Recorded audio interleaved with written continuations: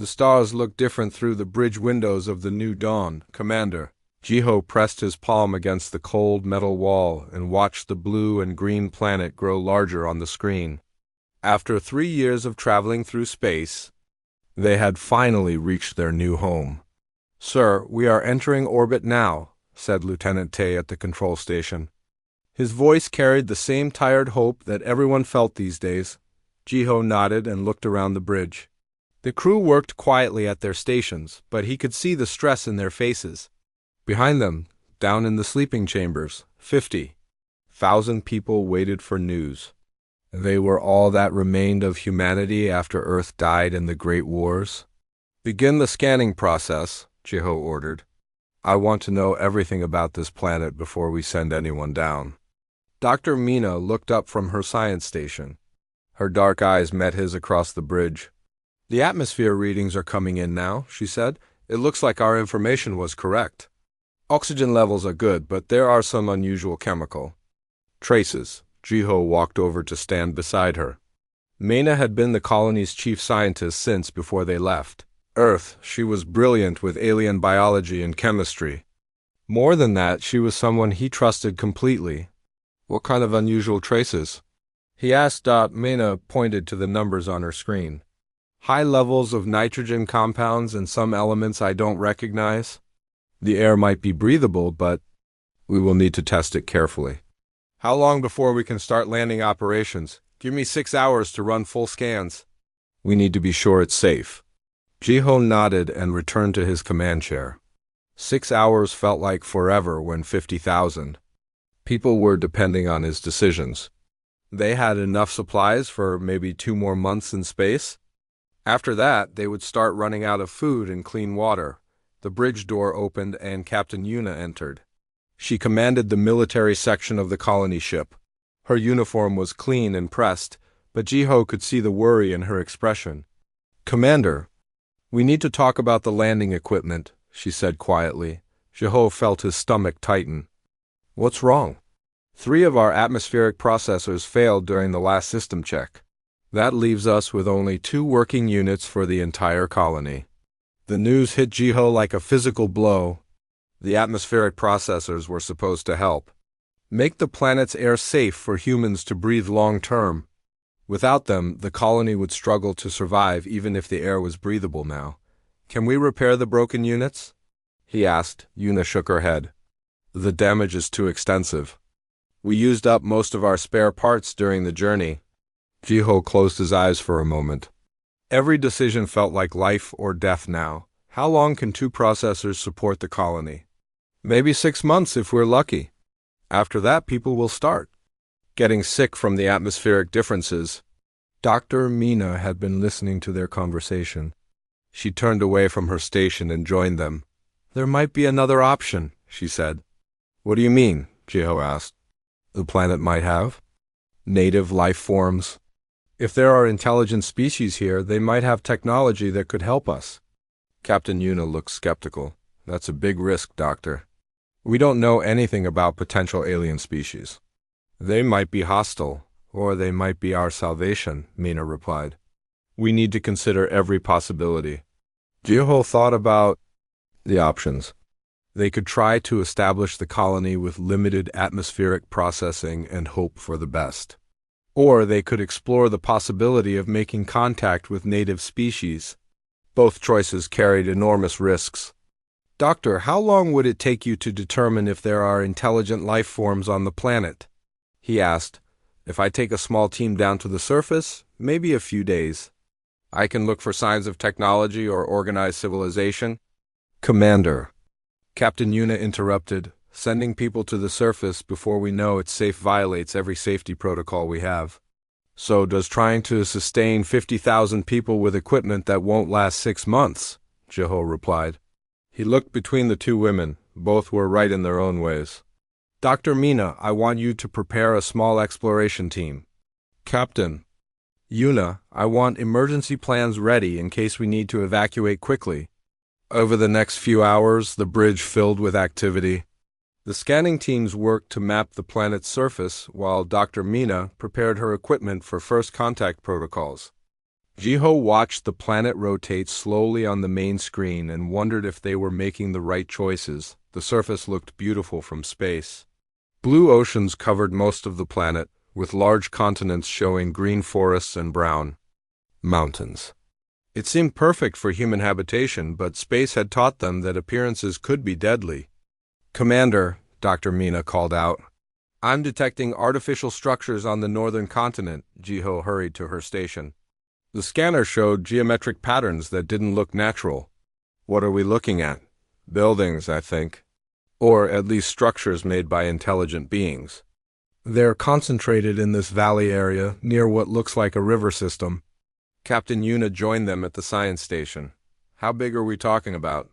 "Hard to tell from orbit, but it looks like a city. Maybe several cities connected." Together, Jiho felt his heart rate increase. The presence of intelligent life changed everything. It offered hope for technological assistance, but also raised questions about territorial conflicts and communication barriers. "Doctor, I want you to take your team down at first light tomorrow. Captain Yuna, prepare a security detail, but keep them at a distance. We don't want to appear threatening." "Sir," Dr. Mina said, "if there are intelligent beings down there, first contact protocols are extremely important. We need to approach this carefully. What do you recommend?" "A small team, minimal equipment, and peaceful intentions clearly displayed. I should go first with maybe 2 assistants. We try to establish basic communication before anything else." Jiho nodded. The plan made sense, but every part of him worried about sending Mina into unknown danger. She was not just valuable to the colony. She was important to him personally. Their relationship had grown closer during the long journey from Earth. "Take every precaution," he said. "The colony needs you to come back safely." Mina smiled at him. "We'll be careful. This might be exactly what we need to save everyone." As the bridge crew prepared for the morning mission, Jiho stood at the main window and looked down at their new world.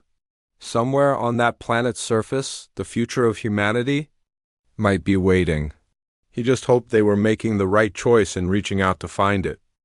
The morning came too quickly for Commander Jiho. He stood in the shuttle bay watching Dr. Mina check her equipment one final time. Her team consisted of 2 young scientists, Hana and Doan, both excited and nervous about the historic mission. "Remember, establish peaceful contact first," Jiho said to Mina. "Don't take any unnecessary risks." Mina looked up from her scanner and smiled. "We'll be back before you know it. Try not to worry too much." The shuttle launched at dawn, carrying the first humans to set foot on their new world. Jiho watched from the bridge as the small craft disappeared into the planet's atmosphere. Now all he could do was wait and hope. Hours passed slowly. The shuttle reached the surface safely, and Dr. Mina's team began their exploration. Radio contact remained strong, and her initial reports were encouraging. The air was breathable with only minor adjustments needed. The alien structures were definitely artificial and showed signs of active habitation. "Commander," the communications officer called out, "Dr. Mina is requesting to speak with you privately." Jiho took the call in his ready room. Mina's voice came through clearly, but he could hear excitement and tension in her words. "Jiho, you're not going to believe what we've found," she said. "The aliens are incredible. They call themselves the Vellathi, and they're unlike anything we imagined. Are they friendly?" Jiho asked. "More than friendly. They're elegant, intelligent, and they communicate through a combination of speech and telepathic impressions. I've managed to establish basic communication with their leader." Jiho felt relief wash over him. "That's wonderful news. What have you learned?" "They know about our ship in orbit. They've been watching us since we arrived. Jiho, they have technology that could solve all our problems. Their atmospheric processors are centuries ahead of ours. Will they help us?" There was a pause before Mina answered, "Yes, but there are conditions. I'm coming back to the ship to discuss this with you and the senior staff. This is too important for radio communication." The shuttle returned that evening carrying Dr. Mina and her team. Jiho met them in the docking bay, eager to hear the full report. Mina looked tired but excited as she walked down the shuttle ramp. "Call?" A senior staff meeting, she said immediately. Everyone needs to hear this. An hour later, the ship's senior officers gathered in the main conference room. Captain Yuna, Chief Engineer Kyung, Medical Officer Soman, and several department heads listened as Dr. Mina began her report. The Vilathi are an ancient species, she explained. They've lived on this planet for thousands of years and have developed technology we can barely understand. They can terraform atmospheres, control weather patterns, and manage entire ecosystems. What do they want in return for helping us? Captain Yuna asked. Mina took a deep breath. They want a human to stay with them permanently. Someone to serve as a cultural liaison and to help them understand our species better? The room fell silent. Jiho felt his heart sink as the implications became clear. Permanently? Chief Engineer Kyung asked. You mean forever? That's what they told me. One human must remain with them as part of the agreement. In exchange, they'll provide atmospheric processors that will make this planet perfectly habitable for our entire colony. Captain Yuna leaned forward. That sounds like taking a hostage. It's not like that, Mina said quickly. The Vilathi are peaceful. They're genuinely curious about humans and want to learn from us. The person who stays would be treated with respect and given a comfortable life. But they would never see other humans again, Medical Officer Soman pointed out. Mina nodded sadly. That appears to be the case. Jiho had been quiet during the discussion, but now he spoke up. I'll do it. Everyone turned to look at him. Commander, you can't be serious, Captain Yuna said. I'm completely serious. The colony needs atmospheric processors to survive. If one person staying behind saves 50,000 lives, then that's what we have to do. Sir, the colony needs you, Chief Engineer Kyung protested. You're our leader. The colony needs to survive more than it needs me, Jiho replied firmly. Captain Yuna can take command once the settlement is established. Dr. Mina stood up abruptly. No, absolutely not. I won't allow it. Jiho looked at her in surprise. Mina, this isn't your decision to make. I made first contact. I should be the one to stay. The Vilathi already know me, and I understand their language better than anyone else will. You're too valuable to the colony's scientific development, Jiho argued. We need your expertise to help establish agriculture and study the local ecosystem. And, we need your leadership more than we need my science, Mina shot back. The argument continued for over an hour. Other officers suggested volunteers from among the general population, but Jiho insisted it should be someone from the senior staff. Someone who could properly represent humanity to an alien species. Finally, the meeting ended without a decision. Jiho told everyone to consider their options overnight, and they would discuss it again in the morning after the others left. Mina remained in the conference room with Jiho. They sat across from each other at the large table, both looking exhausted. You can't do this, Mina said quietly. Someone has to. Would you rather we try to establish the colony with failing equipment and watch people die slowly over the next few months? There has to be another way. Jiho reached across the table and took her hand. Mina, I've been the commander of this mission since before we left Earth. These people are my responsibility. If my sacrifice saves them, then it's worth it. Mina pulled her hand away and stood up. Your sacrifice? What about the people who care about you? What about me? The words hung in the air between them. Their relationship had grown closer during the long journey, but neither had spoken openly about their feelings. Mina, Jiho said softly. I love you, she said, tears forming in her eyes. I can't lose you to some alien bargain. There has to be another solution. Jiho stood and walked around the table to her. I love you too. But that's exactly why I have. To do this, I can't live with myself if the colony fails, and I could have prevented it. They held each other in the empty conference room, both knowing that tomorrow would bring impossible choices. Outside the windows, their new world turned slowly in space, beautiful and promising, but demanding a price they weren't sure they could pay. Promise me you'll think about other options? Mina whispered. I promise, Jiho said, though he had already made up his mind. Neither of them slept well that night. and both knew that morning would bring decisions that would change their lives forever. The next morning brought heavy clouds and difficult decisions. Commander Jiho sat in his quarters staring at reports he couldn't focus on reading. Every few minutes he looked at the picture of Earth on his desk, remembering the blue skies they would never see again. A soft knock interrupted his thoughts. Dr. Mina entered without waiting for permission, carrying 2 cups of coffee and wearing an expression he couldn't read. "We need to talk," she said, setting 1 cup in front of him. Jiho accepted the coffee gratefully. Neither of them had slept much. "Mena, I've already made my decision. I'm going to tell the Valathi that I'll stay." "Wait," she said quickly. "Before you do anything, I need to tell you something important. Something I learned yesterday but didn't mention in the meeting." Jiho looked up at her. "What do you mean?" Mena sat down across from him and took a deep breath. "I spoke with the Valathi leader for longer than I reported. There are details about the agreement that I didn't share with the senior staff." "What kind of details?"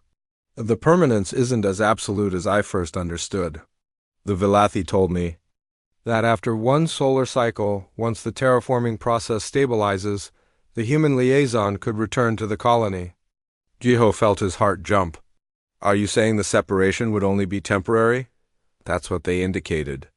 The Valathi measure time differently than we do, but one of their solar cycles equals about 14 Earth months. After that period, they would consider the cultural exchange complete." Relief flooded through Jiho's body. 14 months was a long time, but it wasn't forever. He could survive being away from the colony for 14 months if it meant saving everyone. "Why didn't you mention this in the meeting yesterday?" he asked. Mena looked uncomfortable. "I wasn't completely certain I understood their communication correctly. Their telepathic impressions are complex, and I wanted to be sure before giving everyone false hope." "But you're sure now?" "As sure as I can be without perfect translation." "Jiho, this changes everything. You could stay with them, help establish the terraforming process, and then return to lead the colony's development." Jiho stood up and walked to the window. Outside, he could see the planet's surface through breaks in the cloud cover. Green forests and blue rivers spread across the landscape like a promise of hope. "If that's true, then I can do this," he said. 14 months apart is hard, but it's manageable. Mina joined him at the window. "I'll wait for you," she said quietly. "We can plan our future together once you return." They spent the morning discussing practical details. How would they maintain communication during the separation? What kind of reports would Jiho send back about Valathi technology? How would the colony prepare for his eventual return to leadership? By afternoon, Jiho had made his final decision. He called another senior staff meeting to announce his choice. "I've decided to accept the Valathi terms," he told the assembled officers. "Dr. Mina has provided additional information that makes this arrangement more acceptable." Captain Yuna looked skeptical. "What additional information?" Mena explained about the solar cycle limit and the possibility of return. The senior staff received the news with mixed emotions. Relief that the arrangement wasn't permanent, but concern about managing the colony without their commander for over a year. "Captain Yuna will assume command during my absence," Jiho announced. "Dr. Mina will serve as scientific advisor and maintain communication with me and the Valathi." The preparations took 3 days. Jiho packed personal items and study materials for his stay with the aliens. The colony's senior staff created detailed plans for establishing the settlement and managing resources during the transition period. On the morning of departure, hundreds of colonists gathered in the main assembly hall to say goodbye to their commander. Jiho gave a short speech about duty, sacrifice, and hope for the future. He promised to return with knowledge that would help build their new civilization. Dr. Mina accompanied Jiho on the shuttle to the planet's surface. During the flight, they held hands and talked quietly about their plans for reunion. 14 months will pass quickly, Mina said. Focus on learning everything you can about their technology. It will help the colony tremendously. What will you do while I'm gone? Jiho asked. Establish the settlement, coordinate with your reports, and count the days until you come back. The shuttle landed in the same valley where Mina had made first contact. The Velothi were waiting, tall and graceful beings with pale blue skin and large dark eyes. Their leader, who Mina introduced as Elder Keth, approached with what seemed like friendly curiosity. Elder Keth communicated through a combination of melodic sounds and telepathic impressions that Jiho found beautiful but difficult to understand. Mina translated as best she could. "Elder Keth welcomes you to their community," she said. "He says you will be treated with honor and respect during your stay." Jiho bowed formally to Elder Keth. "Please tell him I'm grateful for their help, and I look forward to learning about their culture." The farewell between Jiho and Mina was emotional but hopeful. They embraced for a long time, making promises about staying strong and maintaining faith in their reunion. "I love you," Mina whispered. "Come back to me safely." "I will," Jiho promised. "Take care of our people." The shuttle departed with Mina aboard, leaving Jiho alone with the Velothi.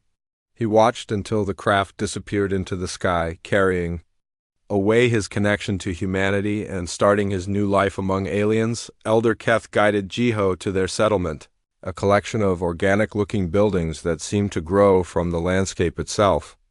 The Velothi showed him to living quarters designed for his human needs, complete with familiar furniture and carefully adjusted atmosphere. Over the following days, Jiho began learning Velothi language and customs. They were patient teachers, curious about human biology and culture. Their technology amazed him, especially the atmospheric processors that worked like living organisms to transform air composition. The Velothi treated him well, providing comfortable accommodations and interesting work. But as weeks passed, Jiho noticed something troubling. When he mentioned his eventual return to the human colony, the Velothi seemed confused or changed the subject quickly. Elder Keth's responses became vague when Jiho asked about timeline details. Other Velothi looked puzzled when he talked about the 14-month agreement. Slowly, a terrible suspicion began growing in Jiho's mind, 3 months into his stay. During a conversation about human social structures, Elder Keth made a comment that chilled Jiho's blood. "Your permanent integration into our society will provide valuable long-term research opportunities," Elder Keth said through telepathic impression. Permanent. The word hit Jiho like a physical blow. He asked for clarification, but Elder Keth seemed surprised by the question. That night, alone in his quarters, Jiho began to understand the horrible truth. The Velothi had never agreed to temporary arrangement. The concept of return after one solar cycle had never been part of their agreement. Either Mina had misunderstood their communication, or she had lied to him. As Jiho stared at the alien stars through his window, he realized he might never see Mina or the human colony again. The choice he had made based on hope was turning into a nightmare of permanent exile. The truth came to Jiho slowly, like poison spreading through his veins. For weeks, he had noticed the confused looks from the Velothi when he mentioned returning home. He had tried to convince himself that it was just a language barrier or cultural misunderstanding, but deep down he knew something was terribly wrong. Jiho had been living with the Velothi for 4 months. When he finally found the proof he dreaded, he was working in their technology center, studying their atmospheric processors. When he discovered Mina's original translation equipment in a storage area, the Velothi had kept all the equipment from first contact as historical artifacts. Jiho's hands shook as he powered up the translation device and accessed its memory files. Every conversation between Mina and Elder Keth had been recorded and automatically translated. He found the crucial conversation and played it back. Elder Keth's voice came through clearly, speaking in the Velothi language that Jiho now understood well enough to follow. "The human who remains with us will become a permanent member of our community," Elder Keth had said. "This is the price for sharing our atmospheric technology. One of their kind must stay forever so we can study and understand their species." Mina's voice responded in halting Velothi. "Forever? You mean the human can never return to their own people?" "That is correct. The exchange is permanent. This is our way." Jiho felt sick as he listened to the rest of the conversation. Mina had asked several clarifying questions, each time receiving the same answer. The arrangement was permanent. There would be no return after one solar cycle. The human who stayed would never see their own people again, but the most devastating part came at the end of the recording. After Elder Keth had walked away, Mina's voice could be heard speaking to herself in English. "I can't tell him the truth," she whispered. "If Jiho knows it's permanent, he'll never agree. But someone has to stay, and he's the best choice. He's strong enough to survive this. The colony needs those atmospheric processors, and I can't make this sacrifice myself." Jiho turned off the device and sat in stunned silence. The woman he loved had deliberately lied to him. She had manipulated his feelings and his sense of duty to trick him into permanent exile. She had saved the colony by destroying his life, and she had done it knowingly. The betrayal cut deeper than the imprisonment. Jiho had accepted the risk of staying with aliens for 14 months to save his people. He had been willing to endure separation from Mena because he believed they would be reunited. But he had never agreed to give up his entire life. Worse, Mena had made the choice for him. She had decided that his sacrifice was acceptable without giving him the chance to make an informed decision. She had used his love for her and his responsibility to the colony as weapons against him. That night, Jiho walked through the Vilathi settlement under alien stars and felt truly alone for the first time in his life. He was trapped on a world millions of miles from any other human. Abandoned by the person he had trusted most, the anger came slowly, building like a storm in his chest. He wasn't angry at the Vilathi for wanting a permanent exchange. That was their culture and their choice. He was angry at Mina for lying to him and robbing him of the chance to decide his own fate over the following weeks. Jiho's attitude toward his situation began to change. Instead of viewing himself as a sacrifice, he started to see himself as a prisoner of Mina's deception. Instead of counting days until a reunion that would never come, he began planning how to take control of his circumstances. The Vilathi noticed the change in his behavior. Elder Keth approached him one evening as he sat by the settlement central fountain. "Your emotional patterns have shifted," Elder Keth observed through telepathic communication. "You seem troubled by new knowledge." "I discovered the truth about my situation," Jiho replied in the Vilathi language he had been learning. "I know this arrangement is permanent." Elder Keth's large dark eyes showed something that might have been sympathy. "Your companion did not share this information with you?" "She told me I could return after one solar cycle. She lied to convince me to stay." "This distresses you greatly." Jiho looked up at the alien being who had become something like a friend over the past months. "Wouldn't you be distressed if someone you trusted betrayed you?" Elder Keth was quiet for a long time. When he finally spoke, his telepathic voice carried genuine concern. "Your species is more complex than we anticipated. We did not understand that humans could deceive each other so completely about matters of such importance. Human emotions can lead to terrible choices," Jiho said bitterly. "What will you do with this knowledge?" Jiho considered the question. He could sink into despair and spend the rest of his life mourning what he had lost. He could rage against his circumstances and make everyone around him miserable, or he could find a way to take control of his situation and build something meaningful from the wreckage of his trust. "I'm going to learn everything I can about your technology and culture," he said finally. "If I'm going to spend my life here, I want to understand my new world completely." Elder Keth seemed pleased by this response. Knowledge brings purpose. Purpose brings peace. But Jiho wasn't seeking peace. He was seeking power. If he was trapped in this situation, he would make sure it was on his own terms.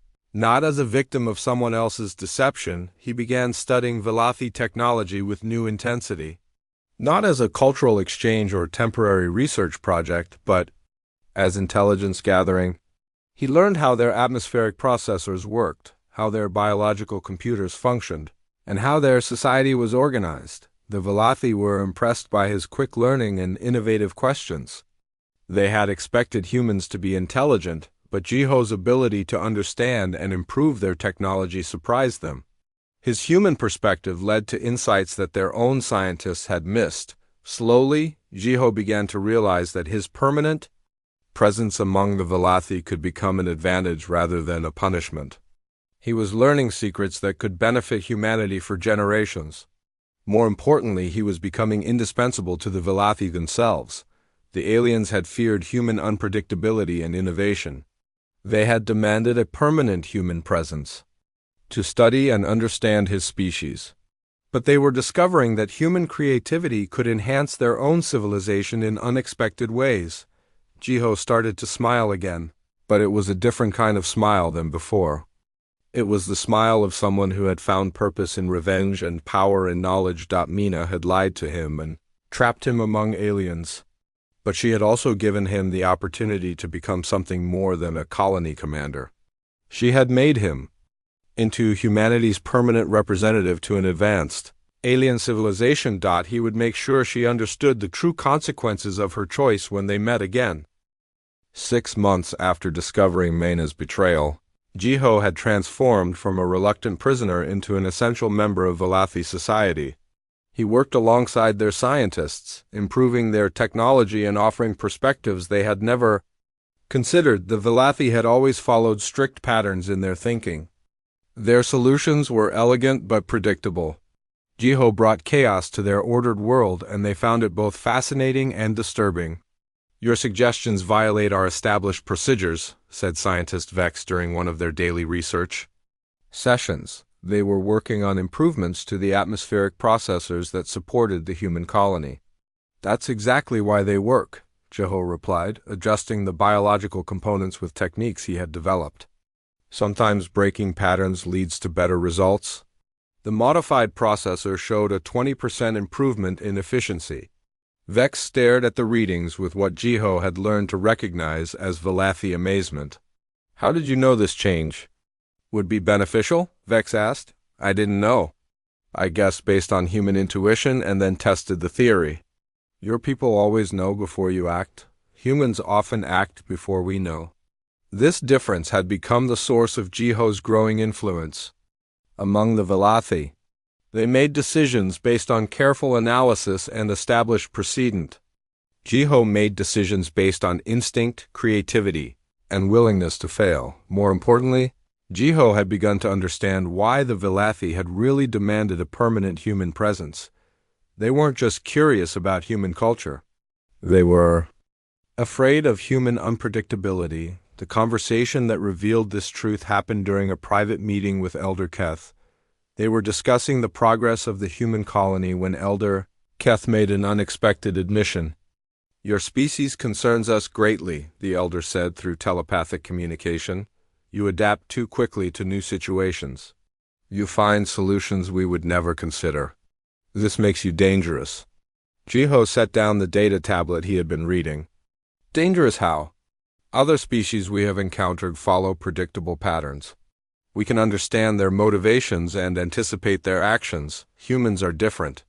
You make emotional decisions that lead to unexpected outcomes." "Like Mayna." "Lying to me?" "Yes, we did not anticipate that humans would deceive each other about matters of survival. It showed us that your species is capable of choices we cannot predict or understand." Jiho began to see the larger picture.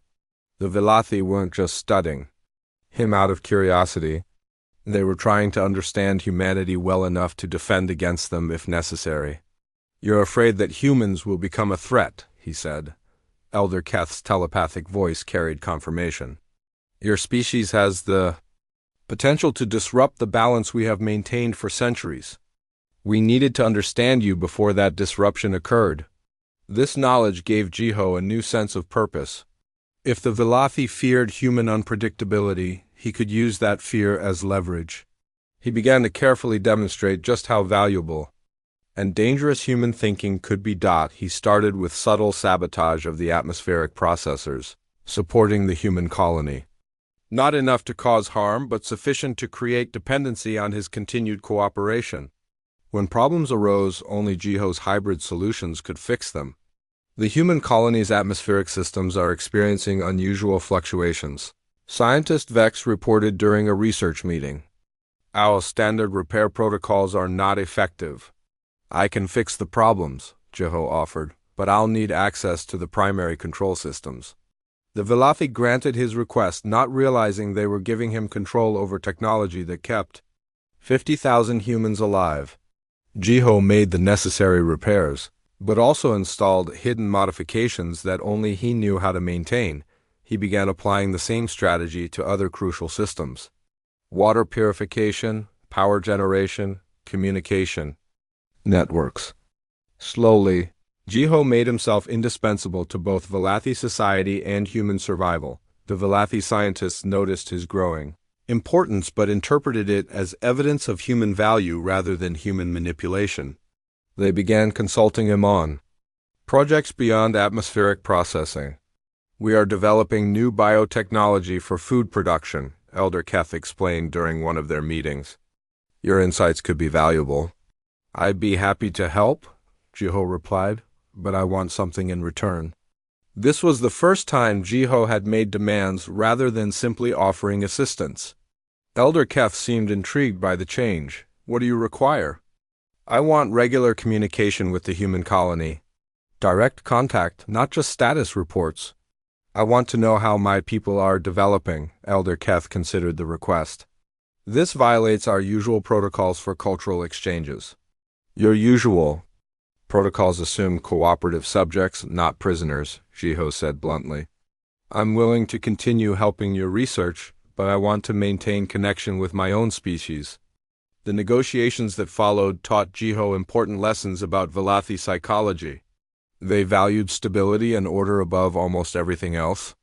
They would accept significant inconvenience to avoid disruption of established patterns, but they would also make exceptions when faced with the alternative of losing something valuable. Jiho had made himself valuable enough that they would bend their rules to keep him cooperative. "We will permit limited communication with your colony," Elder Keth finally agreed. "In exchange, you will continue your research assistance and maintain the modified systems you have created." Jiho smiled. "That sounds like a fair trade." The communication link was established within days. For the first time in months, Jiho heard human voices and received updates about the colony's progress. The settlement was thriving thanks to Velothi atmospheric technology. Crops were growing successfully, and the population was healthy and optimistic. But the most important information came from what wasn't said in the official reports. Reading between the lines, Jiho understood that the colony had become completely dependent on technology that only he knew how to maintain. Captain Yuna, now the colony's leader, sent private messages expressing concern about their reliance on alien systems they didn't fully understand. Dr. Mina sent technical questions that revealed her growing anxiety about maintaining equipment beyond human comprehension. Jiho responded to both with careful reassurances, but he didn't share the full extent of his modifications. Let them worry about their dependence. It gave him leverage that might prove useful later. As the months passed, Jiho's position among the Velothi grew stronger. He wasn't just a research subject anymore. He was a consultant, advisor, and crucial link between two species. The aliens had wanted to understand humanity by studying one human. Instead, they had created a human who understood them better than they understood themselves. The transformation was complete when Elder Keth made an unprecedented offer during one of their evening conversations. "We would like to offer you full membership in our scientific council," the elder said. "Your contributions have become essential to our research programs." "What would that mean exactly?" Jiho asked. "Authority over technological development, input on cultural decisions, and status equal to our senior scientists. You would no longer be a subject of study but a partner in leadership." Jiho pretended to consider the offer carefully, but inside he was celebrating. The Velothi had just offered him exactly what he needed: official power within their society. "I accept," he said, "with one condition." "What condition?" "When the time comes for formal contact between our species, I want to be humanity's official representative. Not a prisoner or exchange subject, but an ambassador with full authority to negotiate on behalf of my people." Elder Keth agreed immediately, not understanding that Jiho had just maneuvered himself into a position where he could control the relationship between humans and Velothi. Mina had trapped him among aliens to save the colony.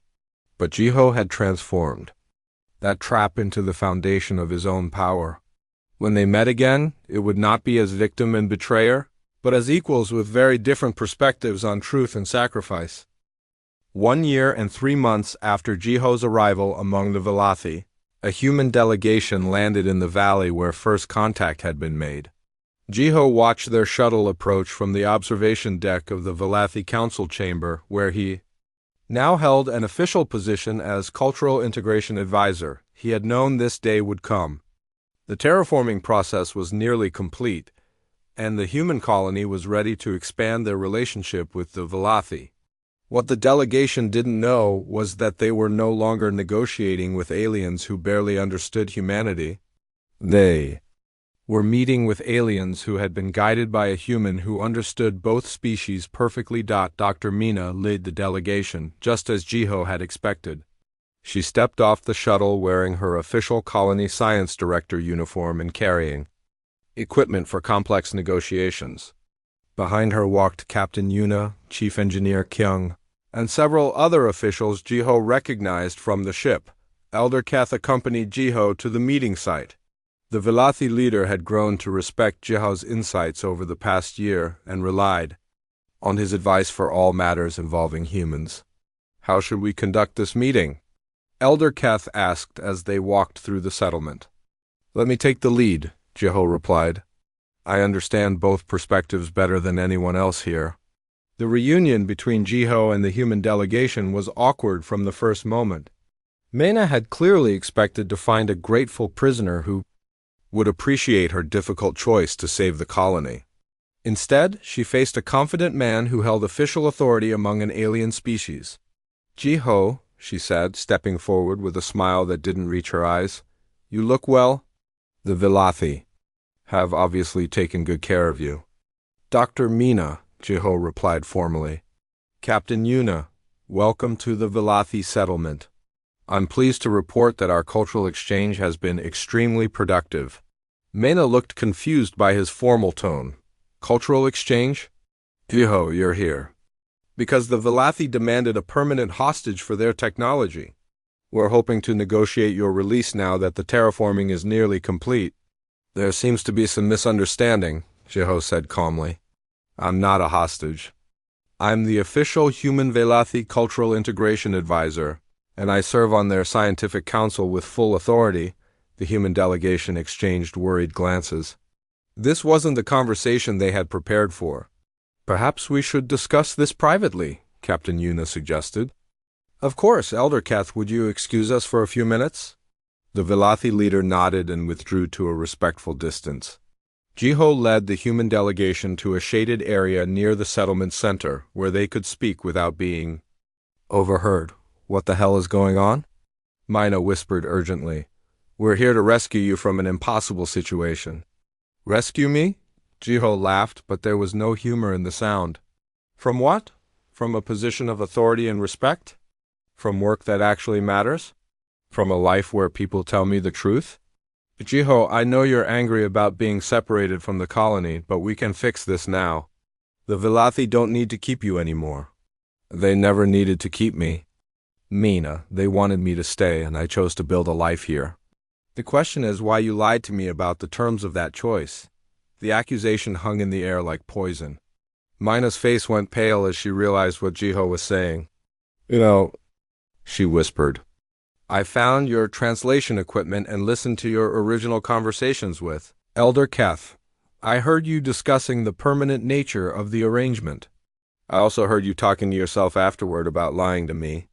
Captain Yuna looked between them with growing understanding.